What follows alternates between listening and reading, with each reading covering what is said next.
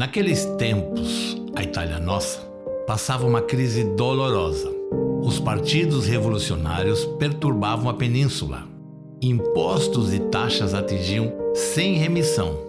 A agricultura era descurada ou mantida por feudatários espoliadores. O pobre lavrador, flagelado pela pelagra, subnutrição, era incapaz de sustentar e alimentar sua família. Padre Luigi Marzano.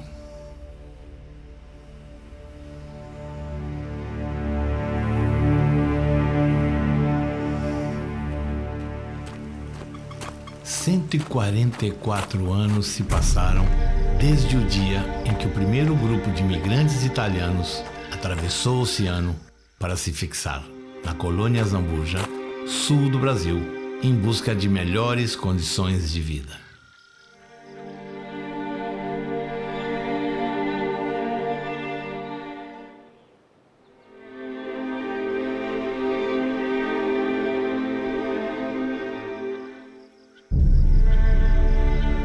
Ao chegarem, perceberam que teriam que construir o território. Encontraram a mata virgem, os animais silvestres, nenhuma infraestrutura e os índios, que chamavam de bugres, os verdadeiros habitantes da região.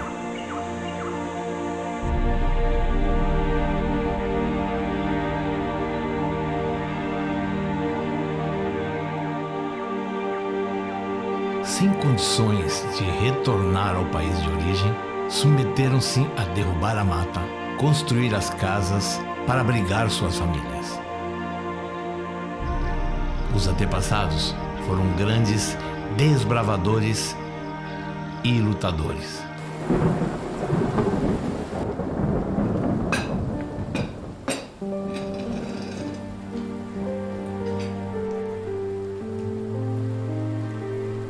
No século XIX, a Itália passou por uma grande crise econômica, política e social. O país passou por grandes mudanças e era comum cidadãos italianos migrarem para outros estados ou países da Europa.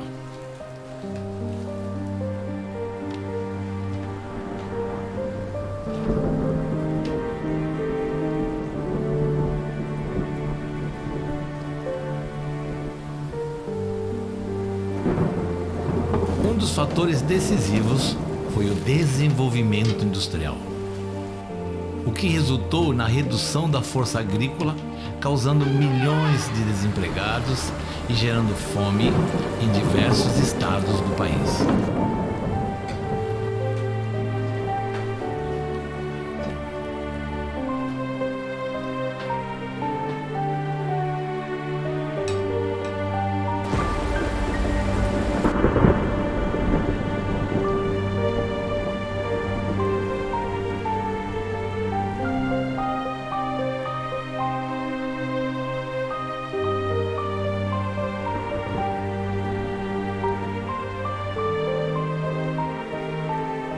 Com o povo sem recursos e sem perspectivas de trabalho, somando a falta de apoio do governo, o sentimento que permeava era de desamparo.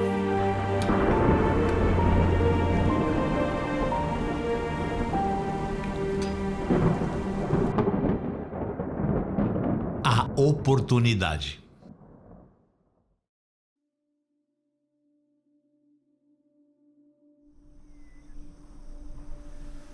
Estimada irmã, saudações de Belluno. Espero que você e Luigi estejam bem. Eu estava buscando em minha memória lembranças do nosso último encontro, quando reunimos nossa família e estávamos com nossos corações cheios de esperança. Tínhamos boas perspectivas de melhora financeira, de estarmos juntos mais vezes, mas já passa muito tempo e as coisas continuam a piorar. Mamãe passa os dias preocupada com a comida que falta, e é uma situação geral em todo o país. Trabalhamos demais e ficamos semanas apenas com um tipo de alimento.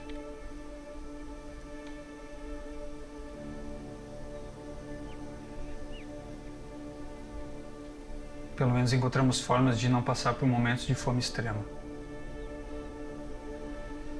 Enquanto a Itália passa por seu momento de crise, no Brasil, o governo imperial demonstrava interesse em povoar as terras chamadas de vazios demográficos. E o Sul era uma região com terras devolutas.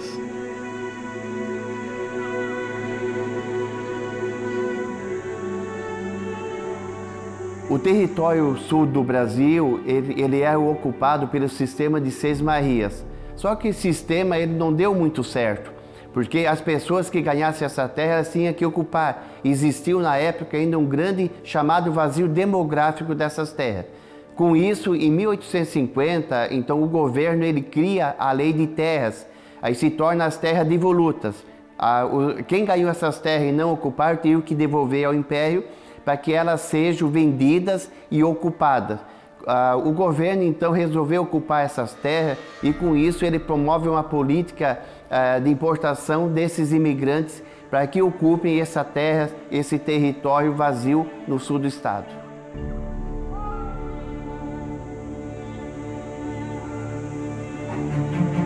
O Brasil necessitava de crescimento demográfico e econômico, principalmente na região sul, que tinha grande potencial agrícola. Então foi criado um plano de ação para trazer colonos europeus que tinham conhecimento da terra para trabalhar nessas regiões. O governo tinha contratos estabelecidos com vários agentes de imigração e proprietários de colônias particulares. Mas foi em um contrato entre o comendador Joaquim Caetano Pinto Júnior e o ministro e secretário responsável pelos negócios da agricultura, comércio e obras públicas do governo imperial, que o número de imigrantes cresceu de maneira exponencial. Ficou firmado que Caetano Pinto Júnior poderia trazer e distribuir as terras do sul para europeus morarem e cultivarem, criando assim colônias nas terras devolutas. Além de receber do governo por cada imigrante que chegava aos portos brasileiros, o comendador seria também acionista desses colonos, fechando acordos que gerariam lucros por cada pessoa que embarcava no navio. Mas, irmã, eu não venho nessa carta apenas me lamentar pela situação que passa a nossa família, a nossa pátria, mas também questionar o Luiz se ele já ouviu falar da América. Pois bem, os agentes do governo brasileiro estão recrutando homens para trabalhar nas terras de lá. Eles sabem da crise que estamos passando e que a nossa gente é uma gente que honra o trabalho, uma gente honesta.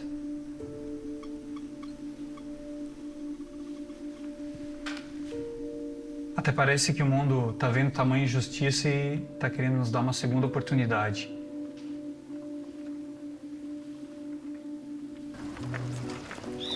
O senhor Caetano é um agente que faz o recrutamento e ele contou que o governo brasileiro quer crescer e que tem muitas terras desocupadas naquele país chamado Brasil. Já imaginou, minha irmã? Eles vão dar terras e lotes para as pessoas do nosso país que sejam econômicas e trabalhadoras. Quem tiver de acordo, eles até antecipam as despesas com a mudança, com a viagem de navio, até com a alimentação. Ter até hospedagem disponível quando chegarmos lá. Mas tem que ir trabalhar. Tem que cuidar do plantio, cuidar da colheita.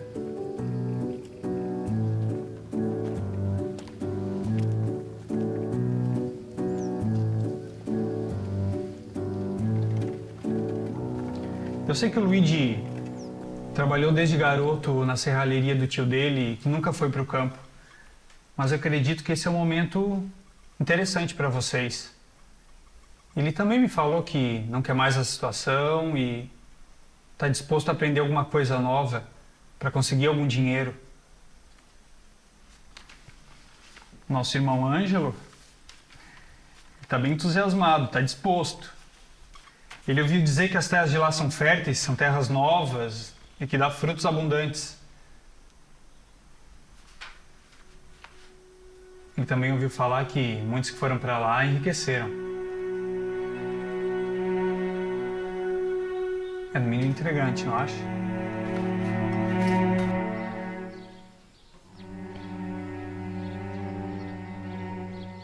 Estimados irmãos, ficamos emocionados com essa esperança que vocês nos trouxeram. Sem dúvidas, é uma possibilidade de melhora e de um futuro cheio de prosperidade ao nosso lar. No dia seguinte ao recebimento de sua carta, Luigi e eu fomos visitar o agente, que nos recebeu muito bem, nos explicando como que funcionava e quais eram as regras para ser chamado. Ficamos apreensivos, pois não temos condições de bancar todo esse despacho, a longa viagem de mais de 30 dias e as alimentações. Mas nos falaram que eles se responsabilizam por todas as dívidas, até termos condições de pagar com o dinheiro que será fruto do nosso trabalho, em uma terra que será toda nossa, lá na América. Mas afinal, como tudo isso funcionava? Dentre os agentes de imigração que trabalhavam trazendo os colonos europeus, a empresa de Joaquim Caetano Pinto Júnior foi a que teve um contrato mais expressivo, pois as cláusulas do seu contrato com o governo facilitavam muito a vinda dos imigrantes em uma grande quantidade, o que para ele era muito lucrativo. Durante o período de 1874 a 1884, Caetano Pinto Júnior foi o responsável por trazer grande parte desses imigrantes e, consequentemente, também foi um dos responsáveis pela criação das colônias na região sul do país. A empresa tinha toda uma logística, organizava desde o transporte, alimentação, os pontos de parada desses imigrantes que viriam da Europa para o Brasil. E tudo isso nós temos nos relatórios da empresa. As empresas tinham agentes espalhados por vários lugares da Europa. Eles pesquisavam os campos agrícolas dos estados da Itália que passavam por dificuldades. Procuravam pessoas honestas e trabalhadoras que queriam mudar a situação de vida. Aproveitavam da dificuldade e sofrimento para encher-lhes de esperança. Eles procuravam principalmente por homens saudáveis e de preferência entre 2 a 45 anos. Acima disso, apenas se fosse chefe de família, para aproveitar a força nos campos e serem mais produtivos.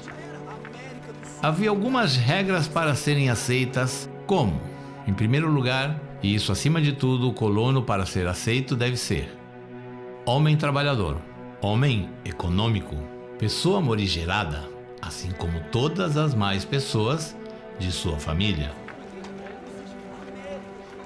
Além de divulgar e convencer as pessoas, as empresas e os agentes particulares organizavam todo o sistema de saída do colono até a estabilização social dos mesmos. Passagem, data de viagem, bagagem, alimentação no navio, translado de portos à colônia definida, hospedaria, demarcação e entrega dos lotes, cobrança dos lotes por sistema de produção e também o intermédio de comunicação aos familiares que ficaram na Itália. A empresa fazia todo esse trâmite, desde o recrutamento, os pontos de paradas, as vias de acesso. Tudo isso facilitou a vinda desses imigrantes para o Brasil. E o governo brasileiro, onde entra nessa história? O governo apenas acertaria os detalhes com a empresa de acordo com o respectivo contrato. Por exemplo, no contrato com a empresa do Sr. Joaquim Caetano Pinto Júnior, o governo bancava o translado do Porto do Rio de Janeiro a outros estados e alimentação dos primeiros 8 dias da chegada do imigrante. Isso favoreceu os negócios da empresa, fazendo com que os números de imigrantes trazidos por ela fossem muito maiores do que outras empresas e agentes. Apesar da ajuda, o governo continuava não tendo nenhum vínculo com o novo cidadão, e se ausentando de quaisquer outras responsabilidades e necessidades que viessem a ter.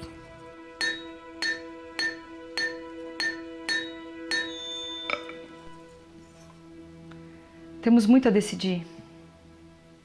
Não temos certeza se é seguro que eu vá. Estou grávida do nosso terceiro filho. E pelas datas, estarei prestes a parir. Pode ser arriscado por conta da longa viagem de navio. Por isso, estamos inseguros em arriscar. Ai, Valentim, dizem que cabe toda a Itália no Brasil. E ainda sobra espaço. Dizem também que nessa terra dá fruto até para quem não planta. Daqui a pouco terá mais moradores italianos na América do que na própria Itália. E não é para menos. Com esses nossos ministros que nos deixaram à míngua, é o que nos resta. Mas essa carta é só para trazer boas novas. O que você já deve estar informado. Estamos planejando ir aí, em Belluno, fazer uma visita a vocês. A tia, pro tio. E já organizar como será feita essa mudança.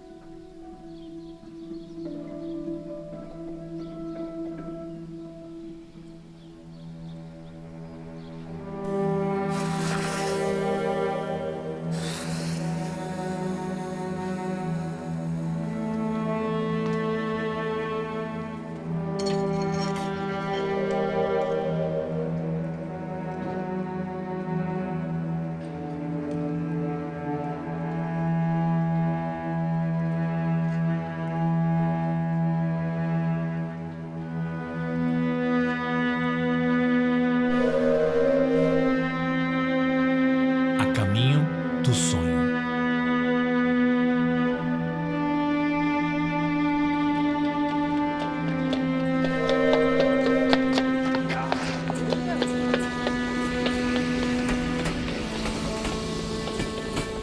Após a decisão dos imigrantes, as empresas e os agentes responsáveis deveriam realizar todos os trâmites desde a partida até a estabilização social destes.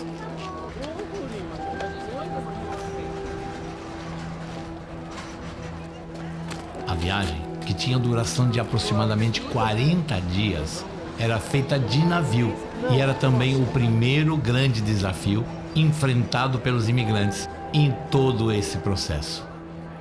Os imigrantes da primeira colônia de Azambuja, de 1877, eles partiram da França. Então, eles embarcaram no porto de Harge, vieram até ao Rio de Janeiro, ou mais tarde em Santos. Então, do Rio de Janeiro, eles vieram ao porto de Florianópolis, de Florianópolis para Laguna. De Laguna subiu o Rio Tubarão até o porto de Tubarão. Existia outro porto ainda na região, como o porto de Gravatá, o porto de Capivari. Mas para Azambuja, o porto de Tubarão foi o mais importante. E daí a pé, então, seguir a sua trajetória até a mata da colônia de Azambuja, iniciado então a sua colonização.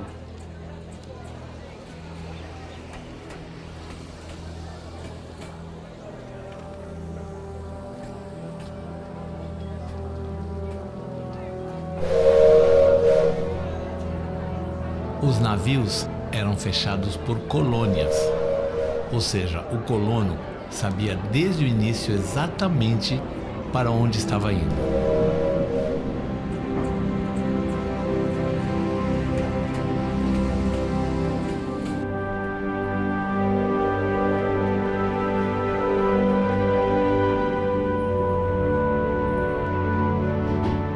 Vinham no mesmo navio imigrantes de diversos países. Por isso, os primeiros imigrantes precisavam se deslocar de suas cidades até o porto de Havre, localizado na França. De lá, levavam em média 37 dias para chegarem ao porto do Rio de Janeiro.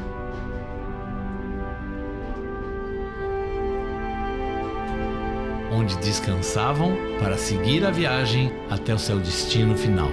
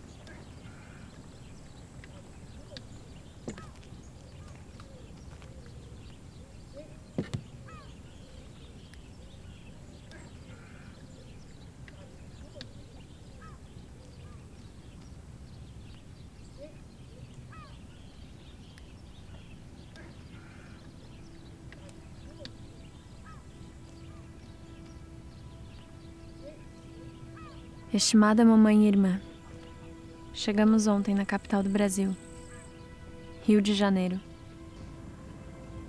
O lugar é abafado e úmido, e eu acredito que seja mais quente que em Trento em tempos de seca e nos faz suar mesmo estando na sombra. Eu acho que ontem foi o dia mais quente de toda a minha vida. E eu sei que vocês acham que eu sou exagerada, mas muitas pessoas também passaram mal pelo mesmo motivo. Talvez tenha sido só o cansaço que perdurou por dias na viagem.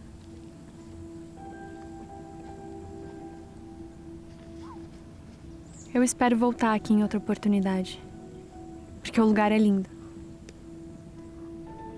Realmente é tudo aquilo que falaram.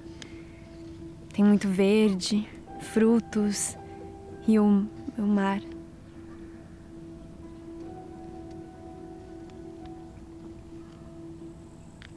Foram dias exaustivos na escuridão do navio.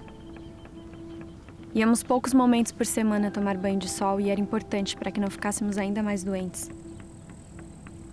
Nós pegamos gripe, piolho e, por sorte, não tivemos nada mais grave do que além de alguns problemas no estômago.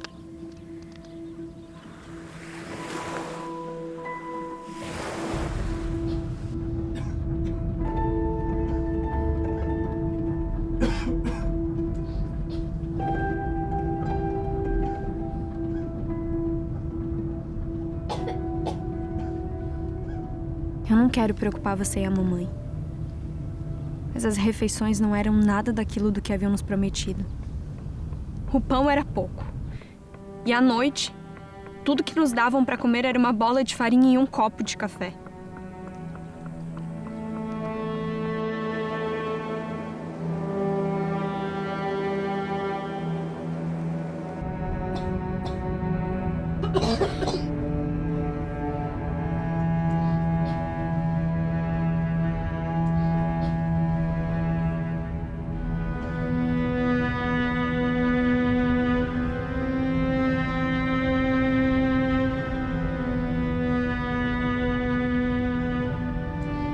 As informações são reconhecidas pela leitura do diário de bordo. Nesse diário descreve toda essa trajetória, onde os agentes na Europa faziam o recrutamento desses imigrantes, colocavam no navio e de lá eles eram transportados para o sul do Brasil, diretamente às suas colônias, onde que esse rio que ocupava. Assim que os tripulantes entravam no navio, os responsáveis por cada família assinavam os documentos de devedores por antecipação, referente a cada um dos seus entes.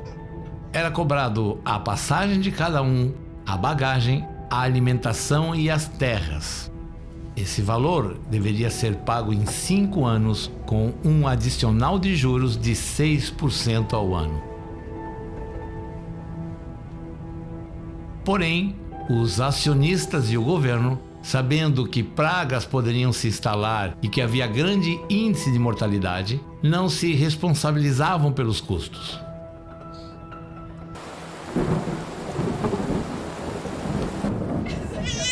Além das mortes, existiam mulheres grávidas que acabavam ganhando seus bebês durante a viagem, o que tornava tudo ainda mais arriscado.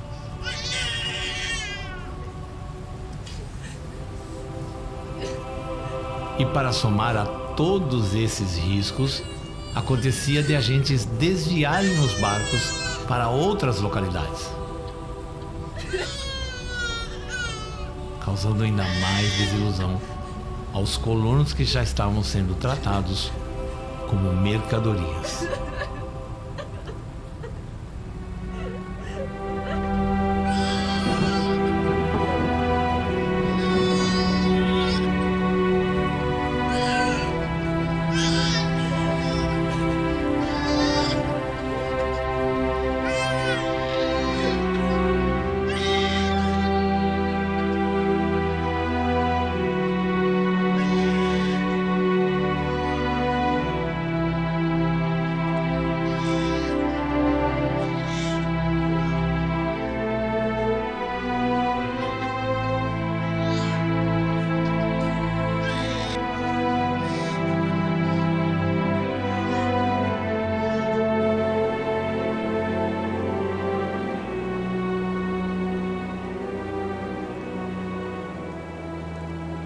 Algumas mulheres vieram grávidas pro navio.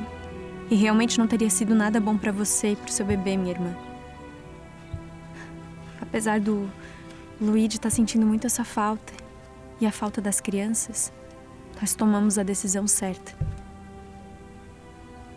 Porque algumas grávidas tiveram complicações ao parir e perderam seus bebês.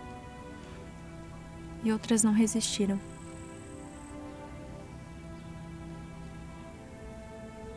Mas não foram só as grávidas que correram riscos, não. Muitos perderam seus entes. Pessoas vieram doentes, passaram doenças para outras pessoas, além da fome e da desidratação. Nós vimos muito sofrimento e muita dor. Pessoas que estavam sonhando com um futuro melhor perderam até a oportunidade de serem enterradas dignamente e tiveram seus corpos jogados ao mar.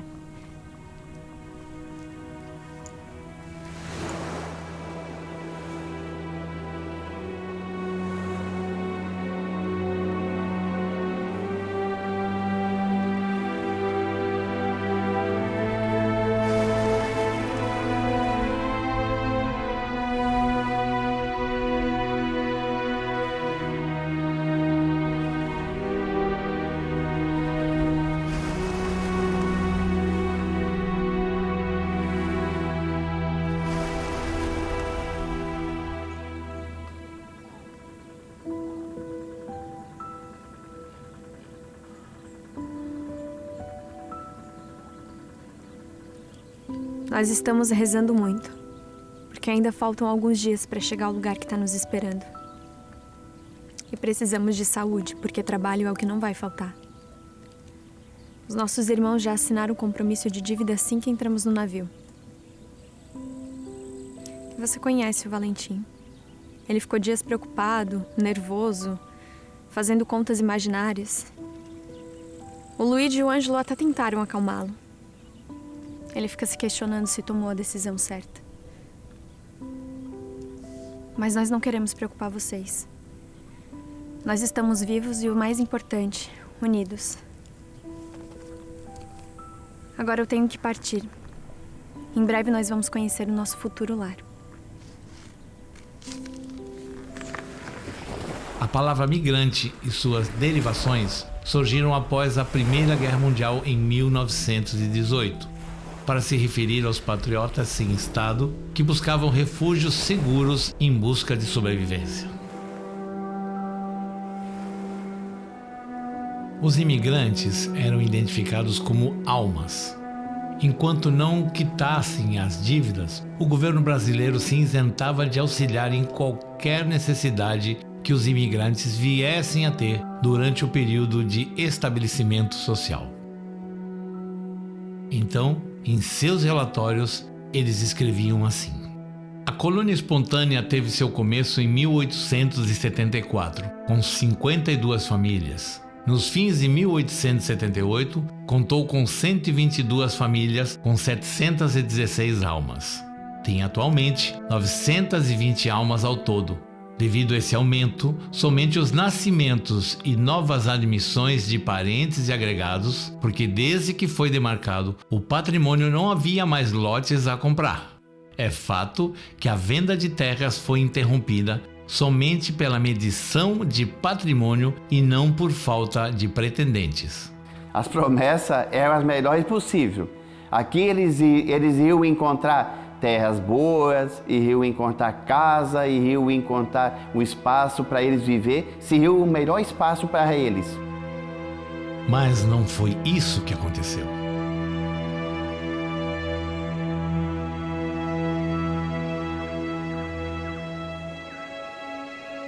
Só que a realidade era outra. Os imigrantes, antes de embarcarem, eles já assinavam um documento de dívida por antecipação, onde eles se comprometiam a pagar 6% ao ano de despesas com alimentação, transporte e o terreno que eles compravam. Alimentação, transporte, tudo tinha juros, porque as empresas tinham os acionistas e os acionistas queriam ganhar em cima de cada imigrante. A desilusão.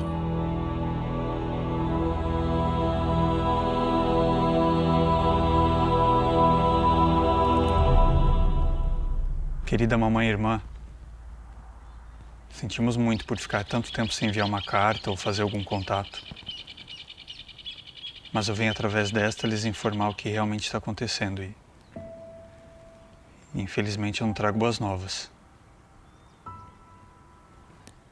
É impossível acreditar que um lugar tão lindo, tão cheio de encantos nos enganou tão bem. Um navio foram mais de 40 dias, cheio de dificuldades. Todos dormiam precariamente com fome, frio, medo do oceano.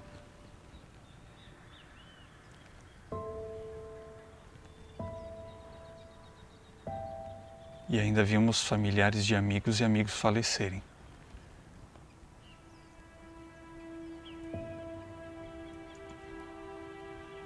Ainda assim nos mantivemos firmes e fortes, cheios de esperança.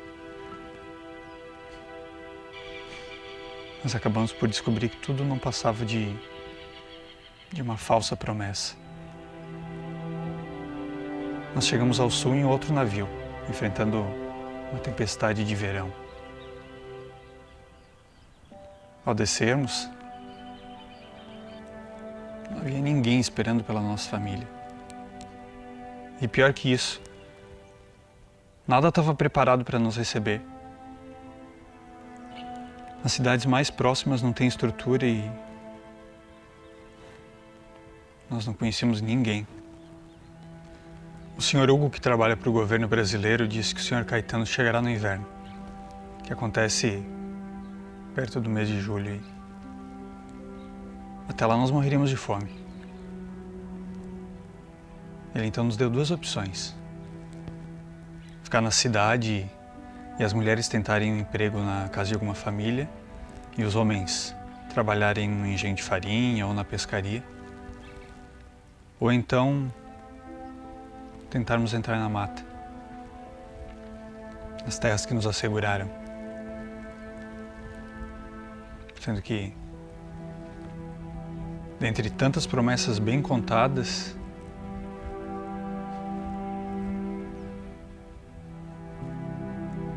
essas sim, essas eram verdadeiras. Apesar de haver colônia imperial no Vale do Rio Tubarão, as poucas estruturas existentes eram precárias, localizadas no meio da floresta. A distância de outros povoados dificultava a comunicação e o amparo dessas pessoas, já que inicialmente não eram reconhecidos como cidadãos brasileiros. Do Rio Tubarão até a divisa do Rio Grande do Sul pertencia a uma colônia somente. Então, quando que eles chegaram aqui, eles foram jogados no meio da mata. Foram colocados em ranchos cobertos de palhas. Foi um espanto para eles, onde que eles tiveram que aguardar a abertura de seus lotes para que eles pudessem ocupar. E nesse tempo, muitos que tiveram que permanecer, não tinha outra saída. E alguns que conseguiram voltar e outros, então, eles foram se expandindo, procurando outro espaço em outros estados. A colônia de Azambuja foi determinada pelo Império. Já as colônias de Grão-Pará e Nova Veneza eram privadas e, apesar de terem sido idealizadas, elas não estavam preparadas para a chegada dos imigrantes.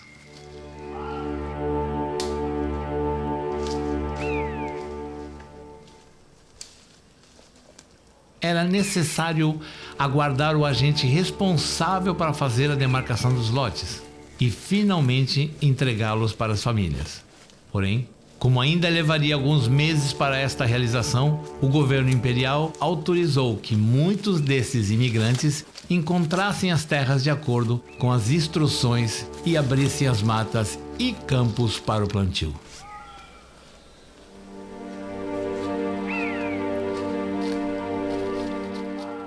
A locomoção dos imigrantes era ruim.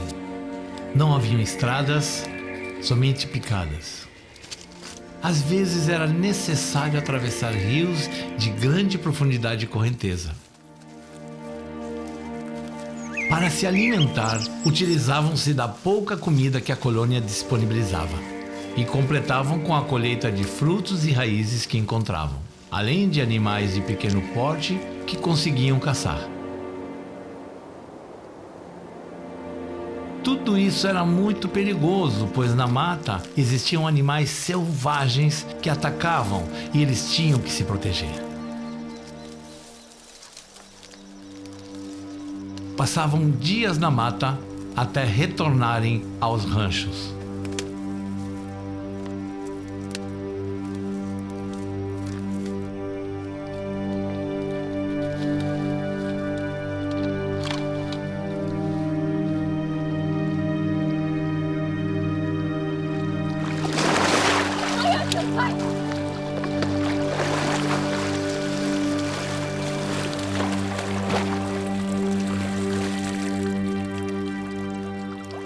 Eles vinham muito debilitados por conta da viagem ser muito longa, mesmo tendo as paradas para o descanso. Mas ir para o meio do mato, por conta do trabalho e por conta da alimentação, era muito sofrido. Além de toda essa dificuldade, essas terras, consideradas vazios demográficos, já eram ocupadas há mais de 4.000 anos por diferentes grupos culturais. Esses grupos indígenas deixaram uma grande herança para os imigrantes: a riqueza de frutas, raízes, plantas medicinais que ajudaram suas famílias a sobreviver nos períodos mais difíceis. Estavam lá por conta do conhecimento e manejo das populações que precederam a eles. Esses grupos plantavam e manejavam com grande zelo todo esse espaço, pensando na disponibilidade de recursos para as próximas gerações de filhos, netos, bisnetos. Uma história similar como a dos imigrantes que vieram buscar um futuro melhor, pensando principalmente em suas famílias. Infelizmente, o preconceito presente, principalmente pela falta de conhecimento, resultou em uma política institucional de extermínio, não deixando que esses povos, ambos enganados, se encontrassem em suas semelhanças. Ainda não temos como plantar, mas estamos fazendo um grande trabalho para criar os campos. Luiz tem conseguido algum retorno, trabalhando muito, produzindo as ferramentas. Vocês sabem como ele é muito articulado. Conseguiu matéria-prima e está produzindo muitos utensílios para nós. E também está produzindo 2 arados de gado para um fazendeiro, em troca de um pangaré e um casal de leitão. Ainda não sabemos como alimentá-los, mas ganhamos saca de milho e outra farinha que eles chamam de mandioca.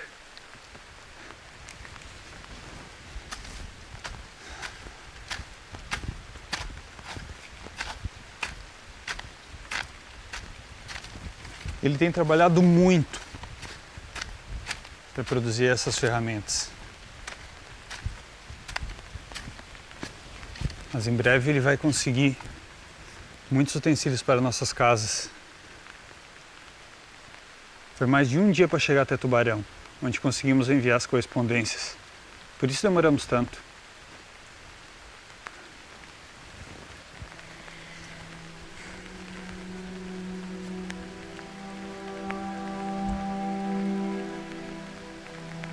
Estamos lutando para não passar fome ou ficar doentes,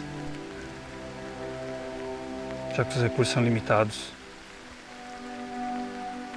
O governo brasileiro não tinha qualquer tipo de proteção para os povos e terras indígenas.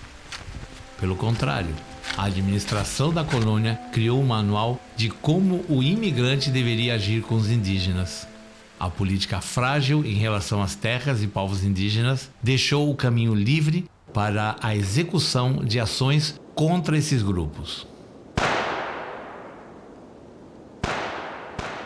As empresas envolvidas nesse processo de colonização começaram a pagar os chamados bugreiros para afugentar os indígenas. Isso resultou na dizimação das populações indígenas que ainda restavam na região sul catarinense.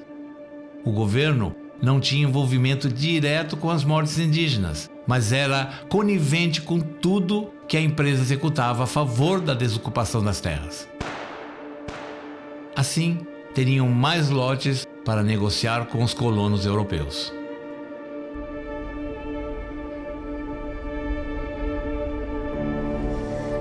Ave Maria, gratia plena. Dominus tecum, benedicta tui mulieribus, et benedictus fructus ventris tui, Iesus. Santa Maria, Mater Dei, ora pro nobis peccatoribus, nunc et in hora morti. Amen. Ave Maria, gratia plena. Dominus tecum, benedicta tui mulieribus, benedictus fructus ventris tui, Iesus. Santa Maria, Mater Dei, ora pro nobis peccatoribus, nunc et in hora nostra morti. Amen. Ave Maria, gratia plena.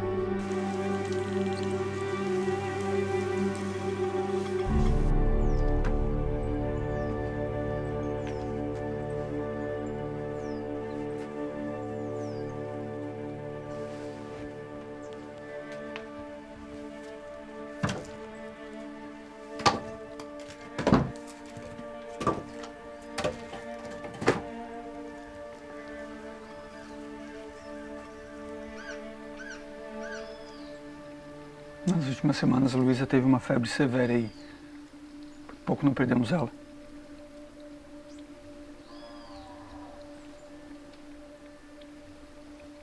Sabemos quão exagerada ela é, mas eu nunca vi ela tão fraca, tão pálida. Ainda assim, ela dizia que estava tudo bem. Foi por isso que o Ângelo e eu ficamos ainda mais preocupados.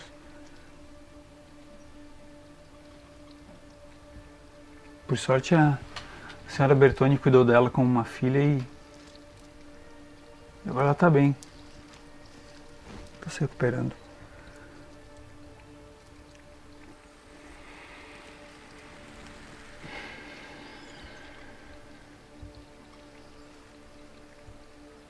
As coisas estão bem difíceis.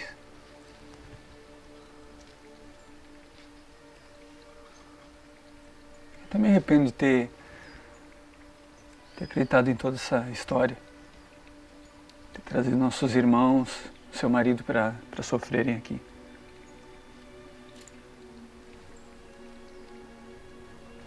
Eu prometo que eu vou lutar muito para conquistar o que é nosso e dar a dignidade que os nossos irmãos e a mamãe merecem.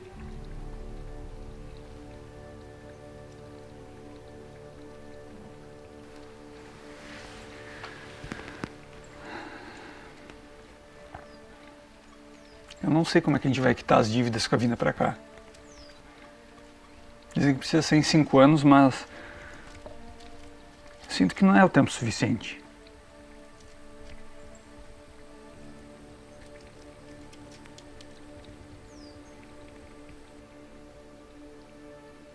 Mas eu ainda tenho fé. Eu tenho fé que vocês vão vir pra cá assim que tudo estiver bem, é claro. A gente juntar a nossa família novamente. Pra gente cantar junto. Pra gente estar rezando.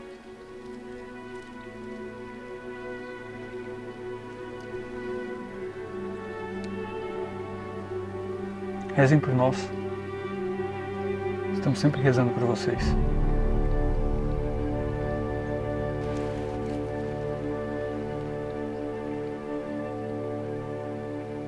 Estamos com saudades.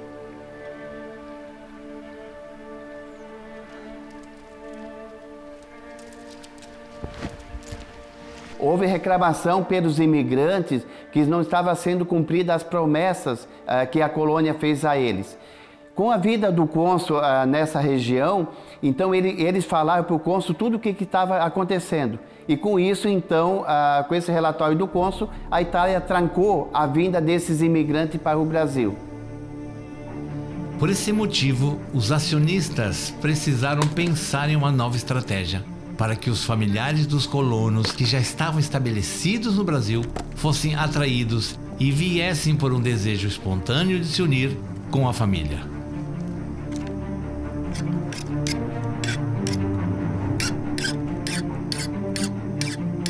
Foi então que criaram uma carta padrão.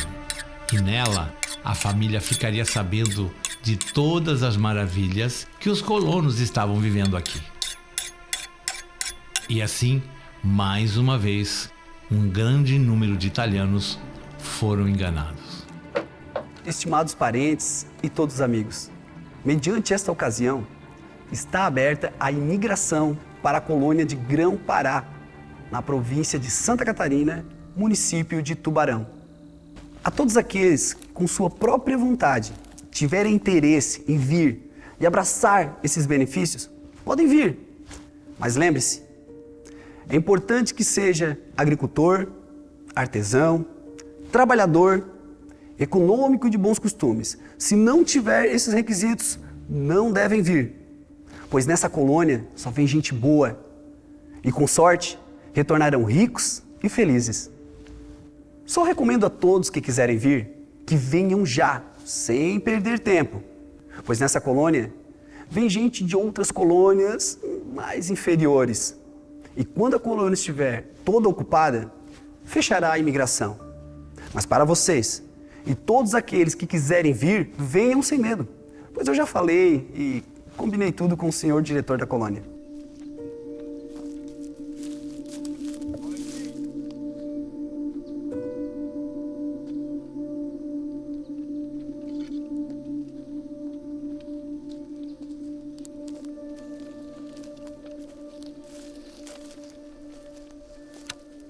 Imagino que tenha recebido essa carta e gostaria de saber quantas famílias virão. Em geral, como já lhe recomendei, deixe-me saber quando será a sua partida, a fim de poder apresentar todas as questões ao senhor diretor. Mostre essa carta a todos aqueles que queiram essa vantagem. Peça a eles que mostrem também a outras pessoas. A empresa vai ajudar se o colono for pobre e não tiver condições de pagar suas despesas. Vocês receberão mantimentos até a primeira safra. Receberão também ferramentas, sementes para o primeiro plantio. Será vendido um lote de terra ao colono em média de 24 hectares. E as famílias maiores podem comprar 2 lotes por um bom preço. Os terrenos são de ótima qualidade.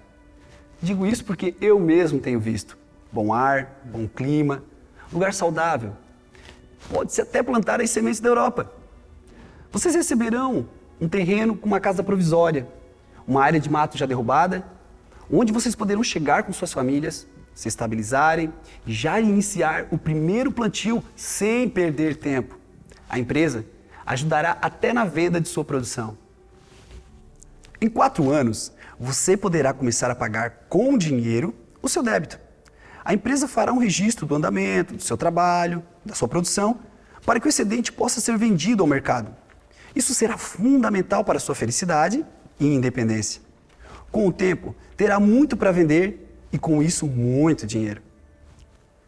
Seu parente e conhecido, Valentim, vos convida a vir e se estabelecer todos juntos a ele na colônia de Grão-Pará.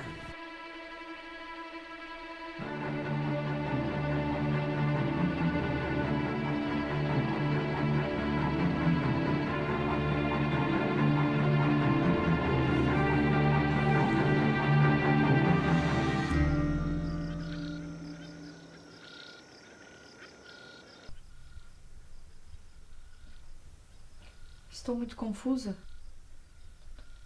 pois recebemos uma carta em que vocês relatavam que estavam vivendo muito bem, que as coisas estavam cada vez melhores.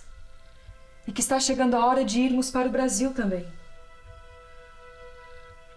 Só que agora, com essa nova carta que recebi, imagino que aquela não tenha sido escrita por você. Agora estou aflita, refletindo sobre o nosso futuro. Aquela carta nos trouxe tanta esperança, que em pouco tempo organizamos tudo e em breve estaremos embarcando para encontrar vocês. Eu rezo para que esse mal, no fim, se transforme em bem.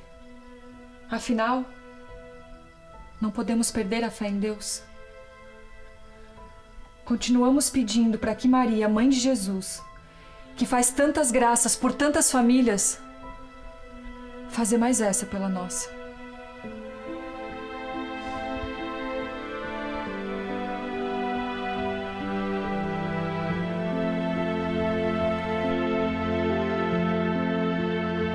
A união faz a força.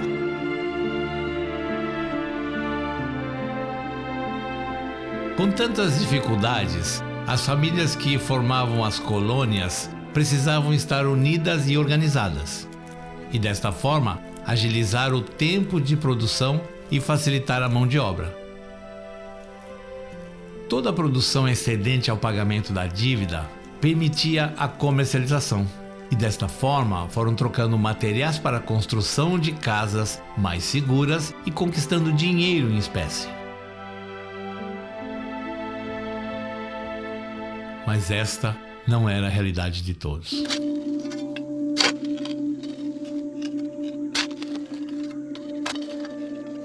Algumas plantações não vingavam, já que a terra e o clima eram muito diferentes das que eles estavam acostumados.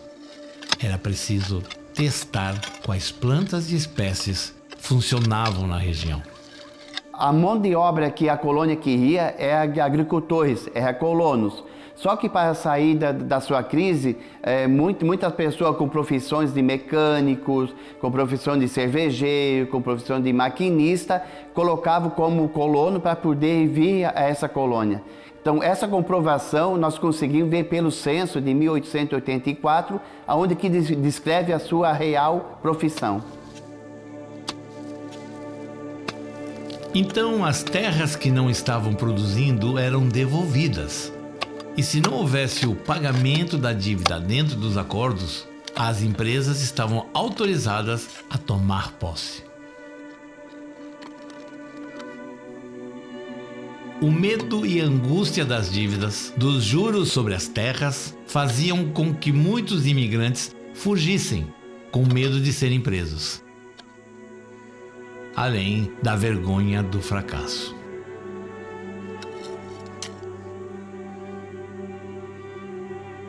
Existe em nossa documentação várias listas, dentre delas a lista dos devedores, a lista dos fugitivos, a lista das pessoas que abandonaram o lote.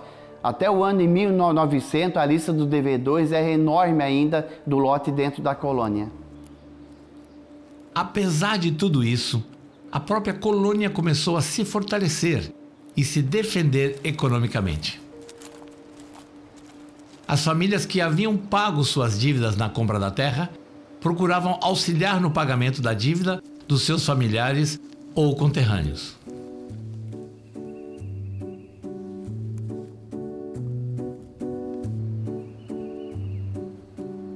Quando as dívidas eram quitadas, o chefe familiar recebia o título de posse definitivo, que dava o direito de poder fazer o que quisesse com a terra, assim como outras responsabilidades de cidadãos brasileiros, como pagar impostos ao país.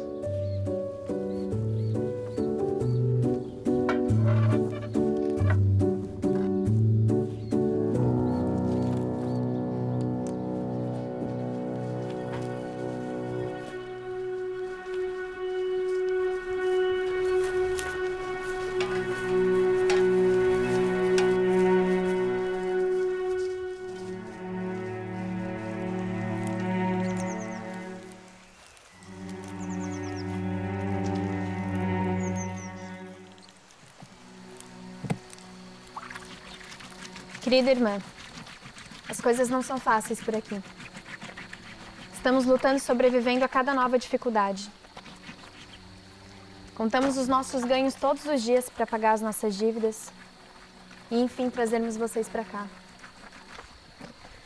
Aí, finalmente, estaremos todos reunidos outra vez. Desde a última carta, muita coisa aconteceu. Parece que faz tanto tempo e, ao mesmo tempo, tão pouco. A saudade que aperta deixa qualquer tempo eterno. Mas o trabalho, o suor e ver tudo acontecer faz o tempo passar em um piscar de olhos.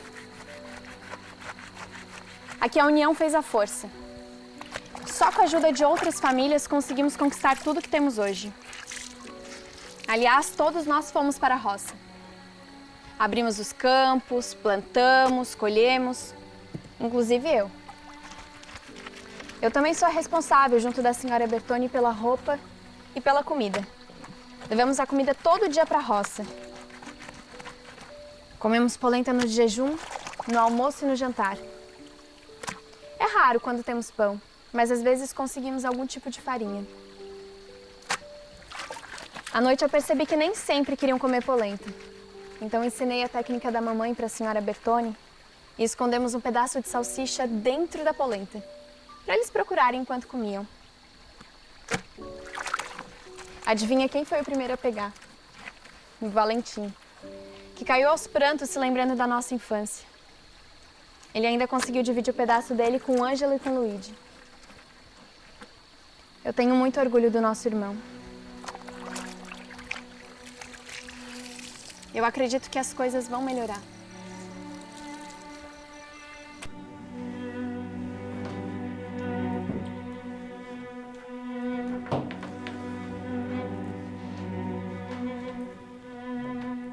A mulher tinha um papel fundamental dentro da colônia. Ela cuidava da casa, dos filhos, da educação, da questão religiosa.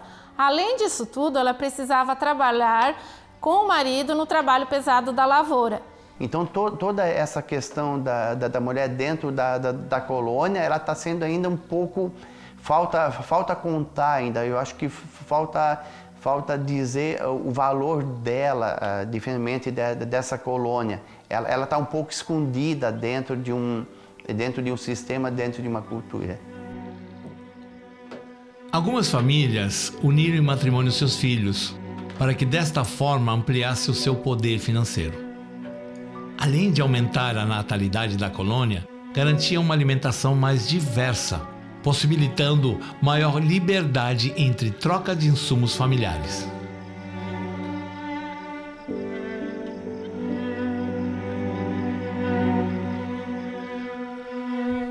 Como havia fragilidade na alimentação e muito trabalho, é fácil imaginar que os imigrantes não faziam uma reposição correta dos nutrientes, trazendo muitas consequências para as colônias, como desnutrição e desidratação.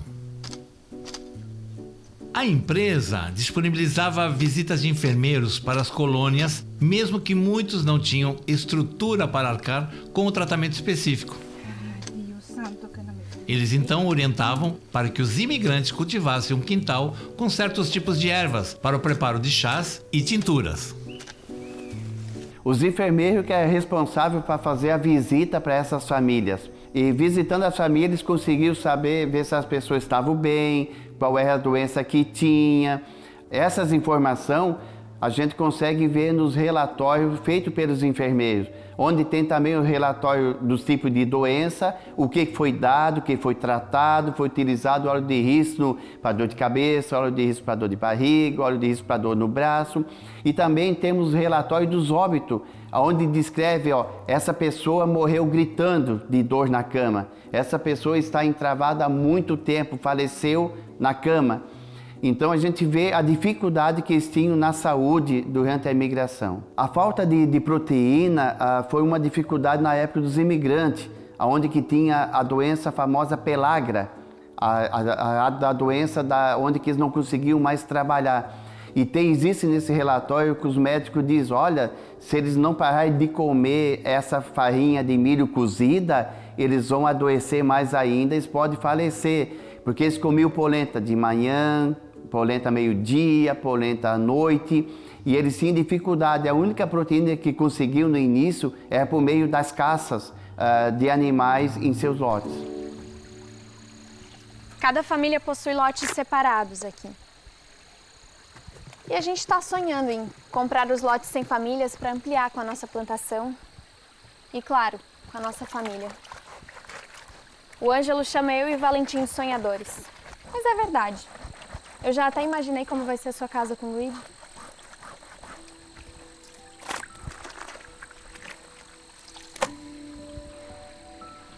Com a abertura das estradas, ficou muito mais fácil a venda e troca com o mercante.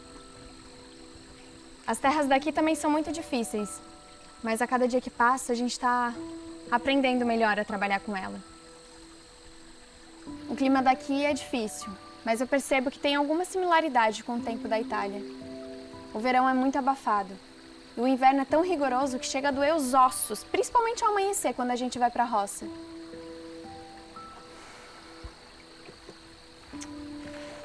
Apesar do cansaço, da saudade de vocês e da raiva que é lembrado quanto fomos enganados, hoje a carta traz boas novas.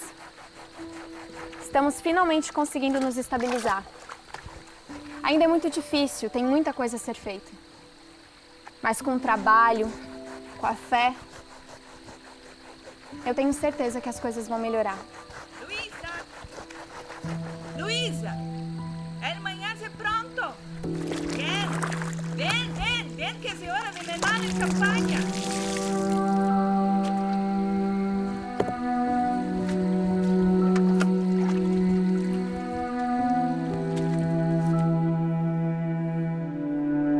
A abundância.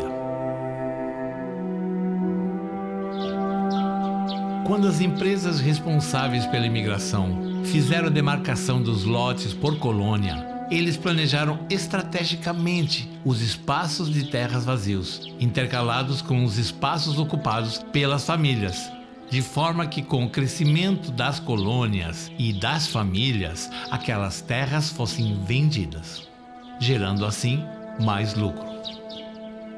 A empresa era organizada. Por exemplo, ela vendia um lote e deixava 2 ou 3 vagos, para que no futuro pudessem ser vendidos para os parentes que viessem da Europa. Era tudo muito bem organizado, tudo muito bem calculado. Saudações, tio. Meus primos me contaram que vocês também estão de mudança para a nossa nova terra. Tenho rezado para que a viagem seja mais tranquila que a nossa. Bom, você já deve estar sabendo, né? Mas a Maria, as crianças e a minha sogra também estão vindo ao Brasil. Tio, eu gostaria muito que vocês viessem no mesmo navio. Eu sei que se vier você, a minha tia e os meus primos vão poder dar um auxílio melhor para ela. Não quero que ela venha sozinha com as 3 crianças. Tenho me preocupado demais com essa mudança. Toda essa distância só dificultou a nossa comunicação. Queria mesmo que vocês viessem quando as coisas estivessem mais tranquilas, mais estáveis. Por aqui a gente não para de trabalhar um dia sequer. Claro que hoje a gente tem mais do que tínhamos quando estávamos na Itália, mas ainda é preciso trabalhar muito para se manter. O que me tranquiliza é saber que vocês vão chegar aqui e ter a gente. Não vai ser preciso passar por tudo que a gente já passou.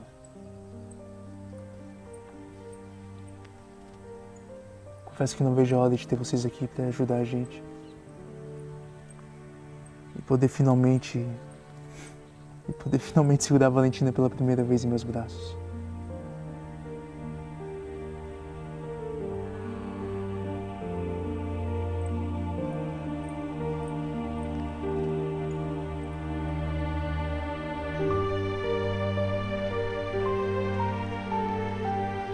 Aos poucos, o desenvolvimento da colônia foi aumentando, permitindo maior fluxo de trabalho com a criação de sistemas que iam do plantio à venda e troca de produtos ao mercante.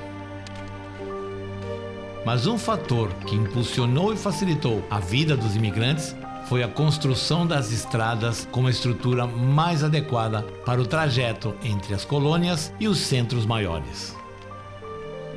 Além disso, os lucros aos poucos iam aumentando e permitindo trocas com valores expressivos e decisivos para as famílias.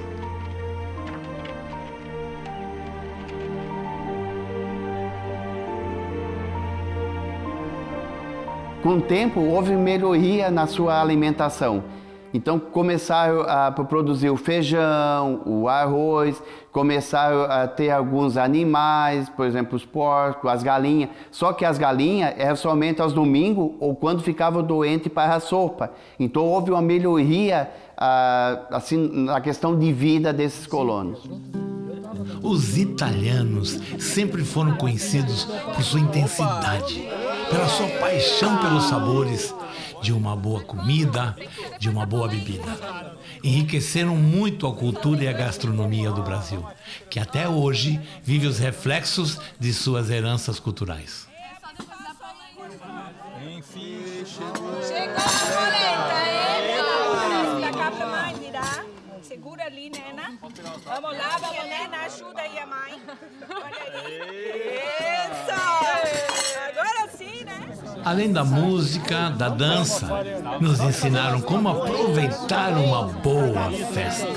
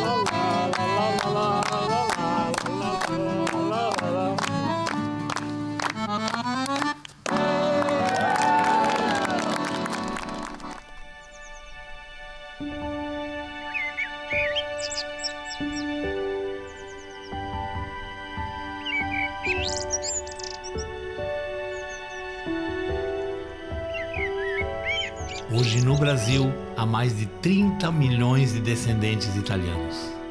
É o país com mais descendentes de italianos fora da Itália.